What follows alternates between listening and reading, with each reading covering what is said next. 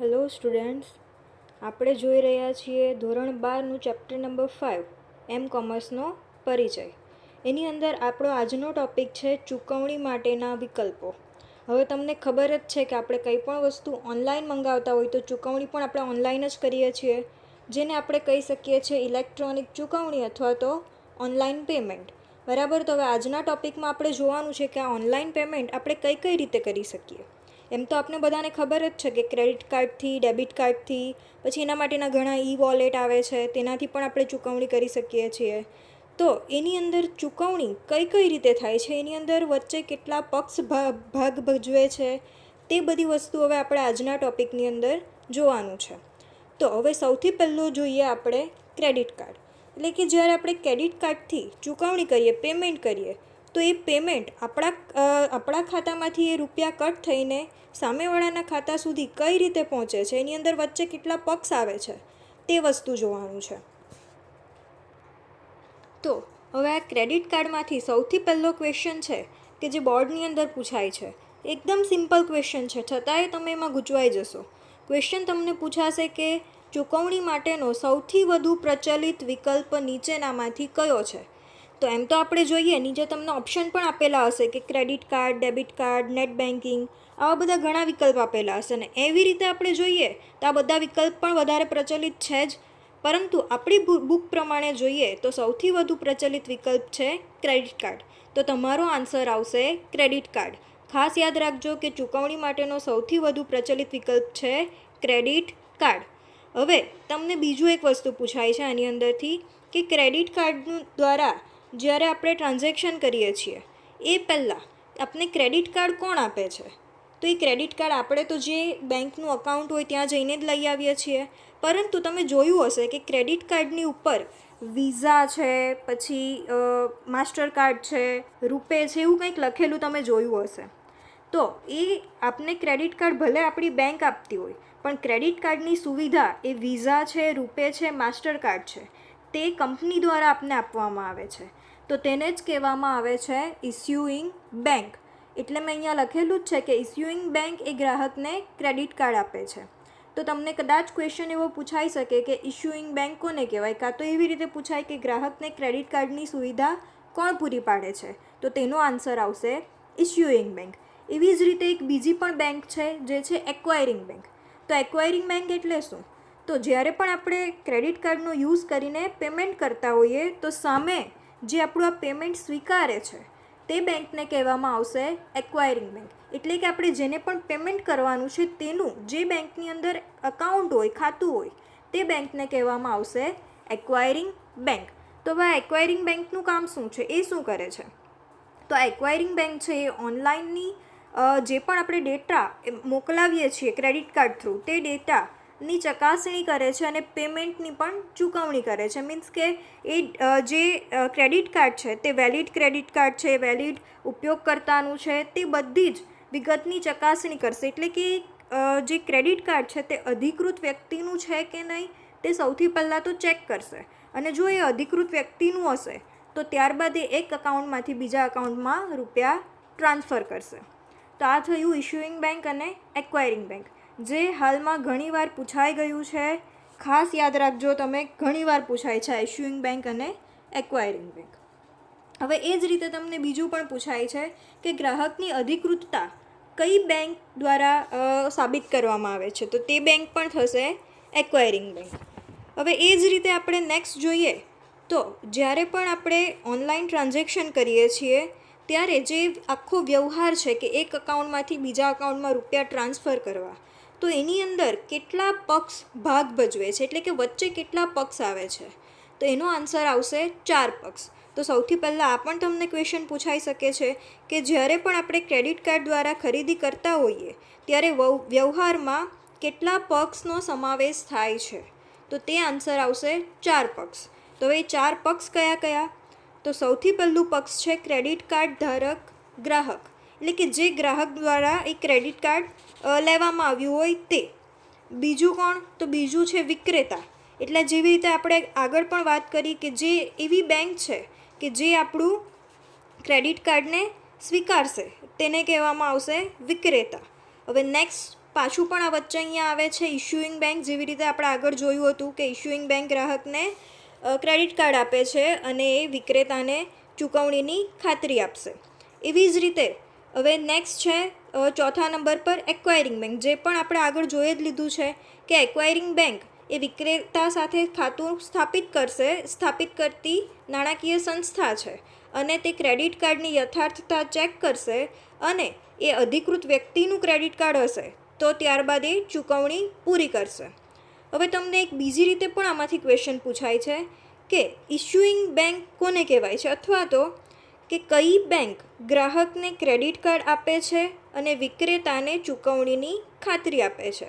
તો આગળ પણ આપણે જોયું એ રીતે આન્સર આવશે ઇશ્યુઇંગ બેંક. ને એવી જ રીતે હવે એક્વાયરિંગ બેંકમાંથી પણ તમને બીજી રીતે ક્વેશ્ચન પૂછાય છે કે એવી કઈ બેંક જે વિક્રેતા સાથે ખાતું સ્થાપિત કરી આપતી એક નાણાકીય સંસ્થા છે. તો આપણે જોયું એ જ રીતે કે એ બેંક છે એક્વાયરિંગ બેંક. તો ખાસ યાદ રાખજો આ 4 પક્ષ ભાગ ભજવે છે. હવે આના સિવાયના પણ 2 પક્ષ છે કે જે ચૂકવણી દરમિયાન મહત્ત્વનો ભાગ ભજવે છે. તો એની અંદરથી સૌથી પહેલું છે પેમેન્ટ ગેટવે અને બીજું છે પેમેન્ટ પ્રોસેસર. તો હવે આ પેમેન્ટ ગેટવે અને પેમેન્ટ પ્રોસેસર શું છે? તો આપણે જ્યારે ઓનલાઈન પેમેન્ટ કરતા હોય ત્યારે આપણે ઘણીવાર જોયું હશે કે એવો એક મેસેજ આવી જાય છે જ્યારે આપણે પેમેન્ટનું બટન પ્રેસ કરી દઈએ એ પછી એક મેસેજ આવે છે કે રીડાયરેક્ટિંગ ટુ પેમેન્ટ ગેટવે. એવી રીતે તમે ઘણીવાર વાંચ્યું હશે. તો એ આ પેમેન્ટ ગેટવે શું છે? તો એ પેમેન્ટ ગેટવે એ કોઈ થર્ડ પાર્ટી છે. એ નથી આપણી બેંક કે જેના દ્વારા આપણે ક્રેડિટ કાર્ડમાંથી ટ્રાન્ઝેક્શન કરીએ છીએ બીજા અકાઉન્ટમાં. તે બીજું અકાઉન્ટ પણ નથી અને જેના દ્વારા ટ્રાન્ઝેક્શન કરીએ છીએ તે અકાઉન્ટ પણ નથી. એના સિવાયની કોઈ થર્ડ પાર્ટી છે કે જેના દ્વારા પ્રોસેસ કમ્પ્લીટ કરવામાં આવે છે. તો તમે એ રીતે કહી શકો છો કે આ પેમેન્ટ ગેટવે એ કોઈ ત્રાહિત પક્ષ છે, એટલે કે કોઈ થર્ડ પાર્ટી છે જેના દ્વારા આ એક નેટવર્ક જે બને છે કે એક બેંકના અકાઉન્ટથી બીજા બેંકના અકાઉન્ટ, પછી વચ્ચે જે પણ 4 પક્ષ આવે છે એ 4 પક્ષ એ આખું નેટવર્ક જે સ્થાપિત કરવાનું હોય છે એ નેટવર્કને સ્થાપિત કરવા માટે યુઝ થાય છે પેમેન્ટ ગેટવેનો. તો તમને કદાચ એવી રીતે ક્વેશ્ચન પૂછાઈ શકે કે એવું કયું પક્ષ છે કે જે અધિકૃતતા સ્થાપિત કરી ચૂકવણી માટેના તમામ પક્ષોનું નેટવર્કનું સંકલન કરે છે. તો તમારો આન્સર આવશે પેમેન્ટ ગેટવે. હવે લગભગ તમને પેમેન્ટ ગેટવેના કદાચ એક્ઝામ્પલ યાદ આવી જ ગયા હશે. જેવી રીતે ઘણીવાર આપણે પેમેન્ટ કરતા હોઈએ ત્યારે ઉપર લખેલું આવી જાય છે બિલ ડેસ્ક છે, પેપાલ છે, પેટીએમ છે. તો આ બધા શાના એક્ઝામ્પલ છે? પેમેન્ટ ગેટવેના એક્ઝામ્પલ. જો તમે ઓનલાઈન પેમેન્ટ કર્યું હશે તો લગભગ તમને ખબર જ હશે કે આ બિલ ડેસ્ક, પેપાલ, પેટીએમ એ બધું તમે જોયું જ હશે. તો એને જ કહેવામાં આવે છે પેમેન્ટ ગેટવે. ટૂંકમાં એટલું યાદ રાખજો કે પેમેન્ટ ગેટવે નેટવર્ક બનાવી આપે છે, તમામ પક્ષો વચ્ચેનું નેટવર્ક સુરક્ષિત રીતે બનાવી આપે છે. એના એક્ઝામ્પલ પણ યાદ રાખજો. આપણી બુકની અંદર એક્ઝામ્પલ આપેલું છે પેપાલ. તો એ એક એક્ઝામ્પલ ખાસ યાદ રાખજો. હવે એવી જ રીતે આપણે વાત કરી હતી કે પેમેન્ટ ગેટવે અને પેમેન્ટ પ્રોસેસર. તો પેમેન્ટ ગેટવે તો હવે સમજ પડી ગઈ. તો પેમેન્ટ પ્રોસેસર શું છે? તો પેમેન્ટ પ્રોસેસર બીજું કંઈ નહીં, એક ડેટા સેન્ટર છે જે વ્યવહારને મીન્સ કે ટ્રાન્ઝેક્શનને એક અકાઉન્ટમાંથી રૂપિયા ઉપાડીને બીજા અકાઉન્ટમાં મૂકી આપે છે. એટલે કે ટ્રાન્ઝેક્શન કમ્પ્લીટ કરે છે. એ બીજું કંઈ નથી, એ ડેટા સેન્ટર જ છે અને એનો યુઝ થાય છે ટ્રાન્ઝેક્શન કમ્પ્લીટ કરવા માટે. તો કદાચ તમને એવું પણ ક્વેશ્ચન પૂછાઈ શકે છે કે જ્યારે પણ આપણે ઓનલાઈન ટ્રાન્ઝેક્શન કરતા હોઈએ ત્યારે ભંડોળની પટાવટ કરવા માટે શેનો ઉપયોગ થાય છે? તો એના માટે જ આન્સર આવશે તમારો પેમેન્ટ પ્રોસેસર. તો ખાસ યાદ રાખજો કે આ જે 4 પક્ષ છે ગ્રાહક, વિક્રેતા, ઇશ્યુઇંગ બેંક અને એક્વાયરિંગ બેંક, એ 4 પક્ષ તો છે જ. એના સિવાયના પણ 2 પક્ષ છે પેમેન્ટ ગેટવે અને પેમેન્ટ પ્રોસેસર. તો હવે આપણે આગળ વધીએ. હવે જ્યારે પણ તમે ઓનલાઈન ચૂકવણી કરો છો તે ચૂકવણી કેટલા ભાગમાં થાય છે? તો એ ચૂકવણી 2 ભાગમાં થશે. એ ચૂકવણીની અંદર પહેલો ભાગ છે અધિકૃતતા અને બીજો ભાગ છે વ્યવહાર કરાર. એટલે એમ જોઈએ તો આપને ખબર પડી જ જાય છે અધિકૃતતા એટલે કે આપણી ડિટેલને ચેક કરશે કે અધિકૃત વ્યક્તિ છે કે નહીં. અને વ્યવહાર કરાર એટલે કે ટ્રાન્ઝેક્શન જે આપણે કહીએ છીએ એક અકાઉન્ટમાંથી રૂપિયા કટ કરીને બીજા અકાઉન્ટ સુધીના પહોંચાડવા. તો હવે આના માટે પણ ઘણા બધા આખી પ્રોસેસ છે, તે આપણે આખી પ્રોસેસ જોઈએ હવે પછી. તો હવે જે આ ઓનલાઈન ચૂકવણીનો પહેલો ભાગ છે અધિકૃતતા, એ કઈ રીતે થાય છે, કઈ રીતે સાબિત થાય છે કે આ વ્યક્તિ જ અધિકૃત વ્યક્તિ છે?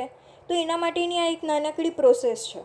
એની અંદર સૌથી પહેલાં તો ક્રેડિટ કાર્ડની માહિતી આપણે આપવાની હોય છે. એટલે કે જ્યારે પણ આપણે પેમેન્ટ કરતા હોઈએ તો સૌથી પહેલાં તો આપણા ક્રેડિટ કાર્ડની માહિતી આપણે કોઈ પણ વેબસાઇટને આપીએ જ છીએ. એટલે કે સૌથી પહેલાં તો એટલે કે આ માહિતી આપણે વેબસાઇટને આપવાની હોય છે. હવે એ વેબસાઇટ દ્વારા જ આપણી બધી જ માહિતીને ક્યાં મોકલવામાં આવે છે? નેક્સ્ટ પેમેન્ટ ગેટવેને. જેવી રીતે આપણે જોયું જ છે કે પેમેન્ટ ગેટવેનો યુઝ થાય છે અધિકૃતતા સાબિત કરવા માટે, નેટવર્કનું સંકલન કરવા માટે. તો હવે આ પેમેન્ટ ગેટવે પર જે માહિતી પહોંચી ગઈ છે એ માહિતી પહોંચાડવામાં આવશે પેમેન્ટ પ્રોસેસરને, અને તેની સાથે જ પેમેન્ટ પ્રોસેસર તે જ માહિતી મોકલશે ઇશ્યુઇંગ બેંકને. એટલે કે હવે પછી આ માહિતી ઇશ્યુઇંગ બેંક પણ ચેક કરશે અને પેમેન્ટ પ્રોસેસર અને પેમેન્ટ ગેટવે પણ ચેક કરશે. અને જો ઇશ્યુઇંગ બેંક દ્વારા સાબિત થઈ ગયું કે આ માહિતી બધી જ વ્યવસ્થિત જ છે, તો આ જ માહિતી ફરી પાછી મોકલવામાં આવશે પેમેન્ટ ગેટવેને, અને ત્યારબાદ પેમેન્ટ ગેટવે દ્વારા સાબિત થશે કે આ અધિકૃત વ્યક્તિ જ છે અને એને જે ક્રેડિટ કાર્ડ આપવામાં આવ્યું છે એ પણ અધિકૃત જ છે. તો ખાસ યાદ રાખજો, આ તમને લગભગ ક્વેશ્ચન તો નથી પૂછાતો, એ છતાંય તમારે સમજવાની જરૂર છે.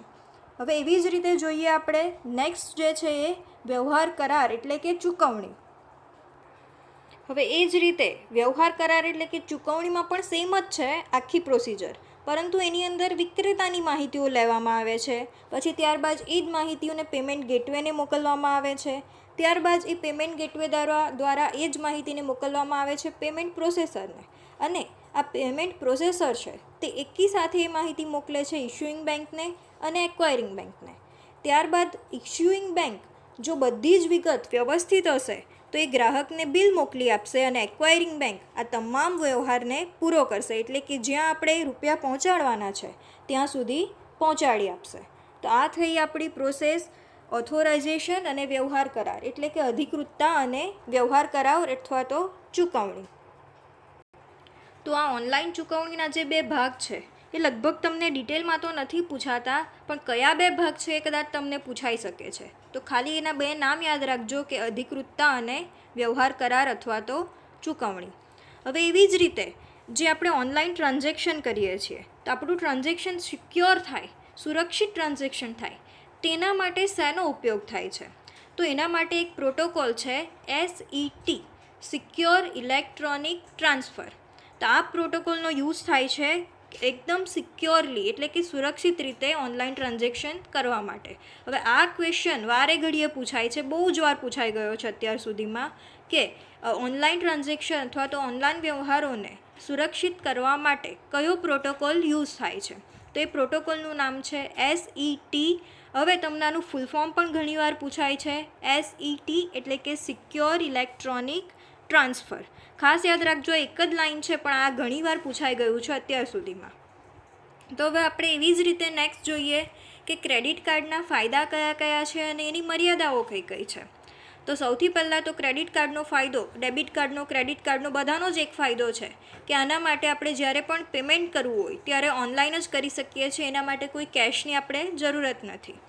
હવે એક બીજો પણ એમાં ફાયદો છે કે મોટી રકમને લઈને આપણે ફરવું નથી પડતું. એટલે કે કોઈક મોટા આપણે ટ્રાન્ઝેક્શન કરવા હોઈએ તો આપણે ક્રેડિટ કાર્ડથી કરી શકીએ છીએ, જ્યારે ડેબિટ કાર્ડથી વધુ મોટા ટ્રાન્ઝેક્શન નથી થઈ શકતા. અને બીજી રીત જોઈએ એના માટે, તો જ્યારે પણ આપણે ક્રેડિટ કાર્ડથી ટ્રાન્ઝેક્શન કરવું હોય તો આપણે ઓનલાઈન પણ કરી શકીએ છીએ અને ઓફલાઈન પણ કરી શકીએ છીએ. એ વસ્તુ પણ લગભગ તમને ખબર જ હશે. એક બીજો એનો ફાયદો છે કે ગ્રાહક બેંક સ્ટેટમેન્ટ વડે નોંધ રાખી શકે છે.